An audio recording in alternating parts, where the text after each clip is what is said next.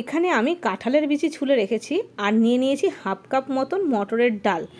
দারুণ একটা tasty recipe তোমাদের সাথে শেয়ার করছি, কাঁঠালের বিচি দিয়ে মটরের ডাল। এটা একটা পুরনো দিনের রান্না, মায়ের হাতের রান্না, ভীষণ স্বাদ হতো।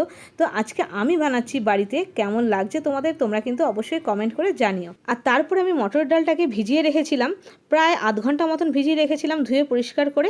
এবার প্রেশার কুকারে মটরের ডালটা দিয়ে দিলাম। হ্যাঁ, তার সাথে আমি কাঁঠালের বিচি একসাথে সেদ্ধ করতে বসিয়ে দিচ্ছি।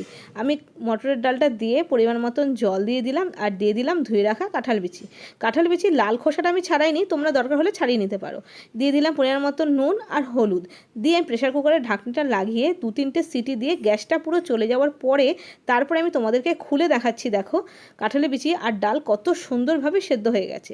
সুন্দরভাবে কিন্তু ডালটা সেদ্ধ হয়ে গেছে, যেহেতু আমি লাল দানাটা ছাড়াই মানে লাল খোসাটা ছাড়াইনি, সেই জন্য কালারটা একটু অন্যরকম হয়েছে। তোমরা ইচ্ছে করে কাঁঠালের বিচি লাল খোসাটাও ছাড়িয়ে নিতে পারো। এবার কড়াইতে দিয়ে দিলাম সর্ষের তেল, তেলটা অল্পই হলেই হবে, ডাল ফোড়নে বেশি তেল লাগে না।